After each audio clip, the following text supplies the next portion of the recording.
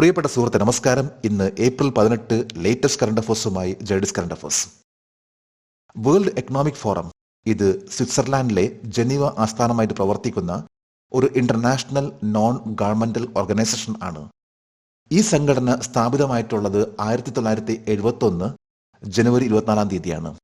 അതായത് ഇന്റർനാഷണൽ ലെവലിൽ അറിയപ്പെടുന്ന ഒരു സംഘടനയായിട്ടുള്ള വേൾഡ് എക്കണോമിക് ഫോറം നൽകുന്ന ഒരു അവാർഡ് ആണ് young global leaders award. 2024 young global leaders award ഇന്ത്യയിൽ നിന്ന് ലഭിച്ചിട്ടുള്ളത് അദ്വൈത നായർക്കാണ്. നൈക്ക ഫാഷന്റെ കോ ഫൗണ്ടറും ചീഫ് എക്സിക്യൂട്ടീവ് ഓഫീസർ ആയിട്ടുള്ള അദ്വൈത നായറിനാണ് 2024 യങ് ഗ്ലോബൽ ലീഡേഴ്സ് അവാർഡ് ലഭിച്ചിട്ടുള്ളത്. ഓൺലൈനിൽ വളരെ പ്രശസ്തമായിട്ടുള്ള ഒരു സ്റ്റോർ ആണ് നൈക്ക ഫാഷൻ. നൈക്ക ഫാഷന്റെ chief executive officer Advaita Nair ഈ ഒരു അംഗീകാരം ലഭിക്കുന്നത് ലോകത്തെ ഏറ്റവും സ്വാധീനമുള്ള യുവ നേതാക്കളിൽ അവരുടെ സ്ഥാനം ഉറപ്പിച്ചുകൊണ്ട് ഒരു മാറ്റം ഉണ്ടാക്കാൻ സാധിക്കും എന്ന് കഴിവുള്ള വ്യക്തികളെയാണ് യങ് ഗ്ലോബൽ ലീഡേഴ്സ് ആയിട്ട് സെലക്ട് ചെയ്യുന്നത്. ഈ ഒരു അവാർഡ് ആണ് നൈക്ക ഫാഷന്റെ ചീഫ് എക്സിക്യൂട്ടീവ് ഓഫീസർ അദ്വൈത നായർക്ക് ലഭിച്ചിട്ടുള്ളത്. ലേറ്റസ്റ്റ് ആയിട്ടുള്ള ഓരോ കാര്യങ്ങളാണ് ജേഡിസ് കറണ്ട് അഫേഴ്സ് ഓരോ ദിവസവും നൽകാൻ ശ്രമിക്കുന്നത്. ജേഡിസ് കറണ്ട് അഫേഴ്സിന്റെ ഇന്നത്തെ മറ്റു കറണ്ട് അഫേഴ്സിലേക്ക് പോകാം. 2024 ഏപ്രിൽ 17 DRDO ഏത് സ്ഥലത്താണ് അത്യാധുനിക submersible platform for acoustic characterisation and evaluation space ഉദ്ഘാടനം ചെയ്തത്? ഇടുക്കി. കേരളത്തിലെ ഇടുക്കി ഡിസ്ട്രിക്റ്റിലെ കുളമാവ് എന്ന സ്ഥലത്ത് defence research development organisation space എന്ന്, അതായത് submersible platform for acoustic characterisation and evaluation എന്ന ഒരു ഉപകരണം സ്ഥാപിച്ചു. ഈ ഒരു ഉപകരണത്തിന്റെ ലക്ഷ്യമെന്ന് പറയുമ്പോൾ സോണാർ എന്ന സിസ്റ്റത്തെ സഹായിക്കുമെന്നതാണ്.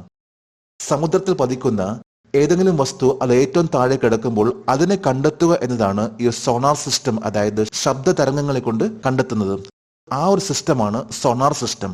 സോണാർ സിസ്റ്റത്തിലെ ട്രാൻസ്ഡ്യൂസർ എന്ന് പറയുന്ന ഒരു ഉപകരണം സൗണ്ട് വേവ്സ്, അതായത് ശബ്ദ തരംഗങ്ങൾ പുറപ്പെടുവിക്കുകയും ജലത്തിന്റെ അടിത്തട്ടിൽ കിടക്കുന്ന ഐറ്റത്തിൽ പോയിട്ട് തട്ടുകയും ആ ഒരു ശബ്ദ തരംഗം തിരിച്ചു വീണ്ടും ട്രാൻസ്ഡ്യൂസർ എത്തുകയും അതിനെ അനാലിസ് ചെയ്യുന്ന ഒന്നാണ് സ്പേസ് എന്ന് പറയുന്ന submersible platform for acoustic characterisation evaluation.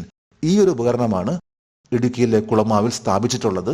Sonar system എന്ന ഈ ഉപകരണം ഹെലികോപ്റ്റർ, അന്തർവാഹിനി കപ്പലുകൾ അല്ലെങ്കിൽ കപ്പലുകളിലെ ആ പ്ലാറ്റ്ഫോമിൽ ഘടിപ്പിച്ചുകൊണ്ട് പ്രവർത്തിക്കുന്ന ഒന്നാണ് ഇത്തരത്തിലുള്ള സ്പേസ് എന്ന് പറയുന്ന ഈ ഒരു ഉപകരണം. ഇന്ത്യൻ നേവിക്ക് വേണ്ടിയാണ് ഇത്തരത്തിലുള്ള ഒരു ഉപകരണം ഘടിപ്പിച്ചിട്ടുള്ളത്. 2024 ലതാ ദീനാനാഥ് മങ്കേഷ്കർ പുരസ്കാരം ആർക്കാണ് ലഭിക്കുക? അമിതാഭ് ബച്ചൻ. മെഗാസ്റ്റാർ അമിതാഭ് ബച്ചനെ ലതാ ദീനാനാഥ് മങ്കേഷ്കർ പുരസ്കാരം നൽകി ആദരിക്കും.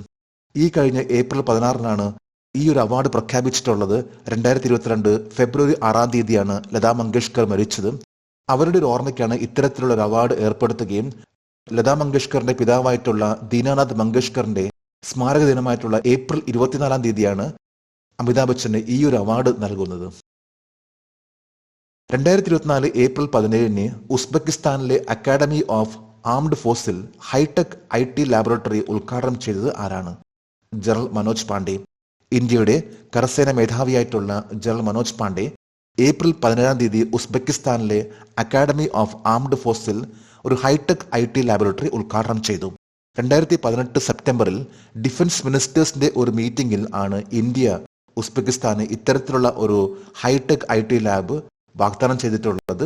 അതിന്റെ ഭാഗമായിട്ടാണ് ഇപ്പോൾ ലേറ്റസ്റ്റ് ആയിട്ട് പറയുമ്പോൾ ഇന്ത്യൻ ആർമി ചീഫ് ഉസ്ബെക്കിസ്ഥാൻ സന്ദർശിക്കുകയും അവിടെ വെച്ച് ഏപ്രിൽ 17 ഇത്തരത്തിലുള്ള, അതായത് ഹൈടെക് IT ലാബോറട്ടറി ഉദ്ഘാടനം ചെയ്തിട്ടുള്ളതും ഉസ്ബെക്കിസ്ഥാൻ ആംഡ് ഫോഴ്സസിനെ അവരുടെ ട്രെയിനിങ് മേഖലയിൽ ഒന്നുകൂടി പവർഫുൾ ആക്കാൻ സാധിക്കുന്ന തരത്തിലുള്ള ഒരു ലാബ് ആണ് ഇപ്പോൾ ആരംഭിച്ചിട്ടുള്ളത്. അത്യാധുനിക ഹൈബ്രിഡ് പിച്ച് സ്ഥാപിക്കുന്ന ആദ്യത്തെ BCCI അംഗീകൃത വേദിയായി മാറിയ സ്റ്റേഡിയം ഏതാണ്? ധർമ്മശാല. ഹിമാചൽ പ്രദേശ് ക്രിക്കറ്റ് അസോസിയേഷന്റെ സ്റ്റേഡിയം ധർമ്മശാല സ്റ്റേഡിയം എന്നറിയപ്പെടുന്ന ഈ ഒരു സ്റ്റേഡിയത്തിൽ ഏറ്റവും ലേറ്റസ്റ്റ് ആയിട്ട് പറയുമ്പോൾ ഹൈബ്രിഡ് പിച്ച് സ്ഥാപിച്ചു. ഇന്ത്യയിൽ ആദ്യമായിട്ടാണ് BCCI ഇത്തരത്തിലുള്ള ഹൈബ്രിഡ് ആയിട്ടുള്ള ഒരു പിച്ച് സ്ഥാപിക്കുന്നത്. നെതർലാൻഡ് ആസ്ഥാനമായിട്ടുള്ള സിസ് ഗ്രേസ് ആണ് ഇത്തരത്തിലുള്ള ഏറ്റവും ലേറ്റസ്റ്റ് ആയിട്ടുള്ള ഒരു ഹൈബ്രിഡ് പിച്ച് ഈ ഒരു സ്റ്റേഡിയത്തിൽ സ്ഥാപിച്ചിട്ടുള്ളത്. ഇന്ത്യയിൽ ആദ്യമായിട്ടാണ് BCCI ഇത്തരത്തിലുള്ള ഒരു പിച്ച് നിർമ്മിക്കുന്നത്. അത് ഹിമാചൽ പ്രദേശിലെ Himachal Pradesh cricket association stadium അല്ലെങ്കിൽ ധർമ്മശാല സ്റ്റേഡിയത്തിൽ ആണ് വന്നിട്ടുള്ളത്. കുവൈറ്റിന്റെ പുതിയ പ്രധാനമന്ത്രിയായി ആരാണ് നിയമിതനായത്? ഷെയ്ഖ് അഹമ്മദ് അബ്ദുള്ള അൽ അഹമ്മദ് അൽ സബ. കുവൈറ്റിന്റെ പുതിയ പ്രൈം മിനിസ്റ്റർ ആയിട്ട് ഷെയ്ഖ് അഹമ്മദ് അബ്ദുള്ള അൽ അഹമ്മദ് അൽ സബാബിനെ നിയമിച്ചു. അദ്ദേഹത്തെ ഈ ഒരു സ്ഥാനത്തേക്ക് നിയമിച്ചിട്ടുള്ളത് കുവൈറ്റിന്റെ എമിർ ആണ്. 2024 ഏപ്രിൽ 15 മുതൽ ആണ് ഷെയ്ഖ് അഹമ്മദ് അബ്ദുള്ള അൽ അഹമ്മദ് അൽ സബ കുവൈറ്റിന്റെ പ്രൈം മിനിസ്റ്റർ ആയിട്ടുള്ളത്. അദ്ദേഹം അതിനു മുമ്പ് മിനിസ്റ്റർ ഓഫ് ഓയിൽ ആയിട്ട് 2009 മുതൽ 2011 വരെ സേവനം നൽകിയിട്ടുള്ള വ്യക്തിയാണ്. ഖേലോ ഇന്ത്യ NTPC ദേശീയ റാങ്കിംഗ് അമ്പെയ്ത്ത് മീറ്റിൽ വെള്ളി നേടിയത് ആരാണ്? Sheetal Devi. Khelo India NTPC national ranking archery competition, ഇതിൽ ശീതൽ ദേവിക്ക് സിൽവർ മെഡൽ ലഭിച്ചു. ഈ മത്സരത്തിൽ ഗോൾ നേടിയിട്ടുള്ളത് ഹരിയാനയുടെ എക്ട റാണിയാണ്. അർജുന അവാർഡ് വിന്നർ ആയിട്ടുള്ള ശീതൽ ദേവി ഏഷ്യാഡിലും അതുപോലെ തന്നെ ഏഷ്യൻ പാരാ ഗെയിംസിലും തിളങ്ങി നിന്നിട്ടുള്ള വ്യക്തിയാണ്. പാരാ ആർച്ചറി ചാമ്പ്യൻഷിപ്പിൽ ഇരുകൈകൾ ഇല്ലാത്ത ഒരേ ഒരു വ്യക്തി ഈ മത്സരത്തിൽ പങ്കെടുക്കുന്നത് ശീതൽ ദേവിയാണ്.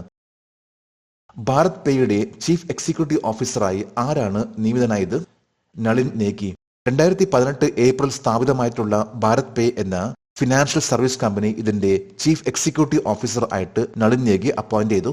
അദ്ദേഹം 2022 മുതൽ ചീഫ് ഫിനാൻഷ്യൽ ഓഫീസർ ആയിരുന്നു. ചീഫ് ഫിനാൻഷ്യൽ ഓഫീസർ ആയിരുന്ന നളിൻ നേഗിയാണ് ഭാരത് പേ ഇപ്പോൾ ചീഫ് എക്സിക്യൂട്ടീവ് ഓഫീസർ ആയിട്ട്, അതായത് ഉന്നത സ്ഥാനത്തേക്ക് നിയമിച്ചിട്ടുള്ളത്. ഈ ഒരു സ്ഥാനത്ത് സേവനം നൽകിയിട്ടുള്ള വ്യക്തിയായിരുന്നു സുഹേൽ സമീർ. ചെറുകിട ബിസിനസ്സുകൾക്കും പലചരക്ക് കടകൾക്കും ഡിജിറ്റൽ പേയ്മെന്റുകളും സേവനങ്ങളും നൽകുന്ന ഒരു സാമ്പത്തിക സേവന കമ്പനിയാണ് ഭാരത് പേ.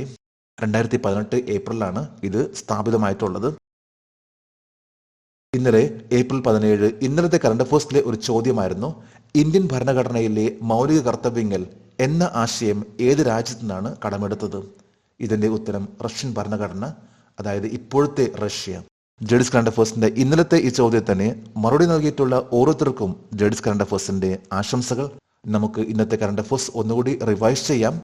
2024 ഏപ്രിൽ 17 DRDO ഏത് സ്ഥലത്താണ് അത്യാധുനിക submersible platform acoustic characterisation and evaluation ഉദ്ഘാടനം ചെയ്തത്? ഇടുക്കി. 2024 ലതാ ദീനാനാഥ് മങ്കേഷ്കർ പുരസ്കാരം ആർക്കാണ് ലഭിക്കുക? അമിതാഭ് ബച്ചൻ. 2024 ഏപ്രിൽ 17 ഉസ്ബെക്കിസ്ഥാനിലെ അക്കാഡമി ഓഫ് ആംഡ് ഫോഴ്സിൽ ഹൈടെക് IT ലബോറട്ടറി ഉദ്ഘാടനം ചെയ്തത് ആരാണ്? ജനറൽ മനോജ് പാണ്ഡെ. അത്യാധുനിക ഹൈബ്രിഡ് പിച്ച് സ്ഥാപിക്കുന്ന ആദ്യത്തെ BCCI അംഗീകൃത വേദിയായി മാറിയ സ്റ്റേഡിയം ഏതാണ്? Dharamshala. World economic forum 2024 young global leader ആയി തിരഞ്ഞെടുത്തത് ആരെയാണ്? അദ്വൈത നായർ. കുവൈറ്റിന്റെ പുതിയ പ്രധാനമന്ത്രിയായി ആരാണ് നിയമിതനായത്? ഷെയ്ഖ് അഹമ്മദ് അബ്ദുള്ള അൽ അഹമ്മദ് അൽ സബ.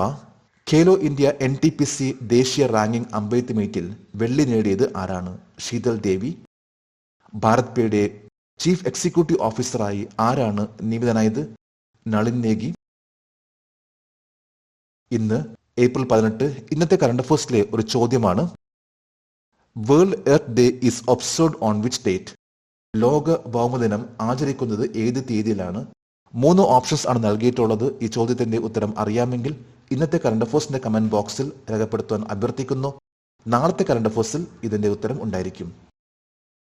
ലേറ്റസ്റ്റ് ആയിട്ടുള്ള ഓരോ കാര്യങ്ങൾ അറിയാനുള്ള ഒരു ആകാംക്ഷയാണ് നമ്മുടെ ലൈഫിലെ ഏറ്റവും വലിയ മാറ്റങ്ങൾ.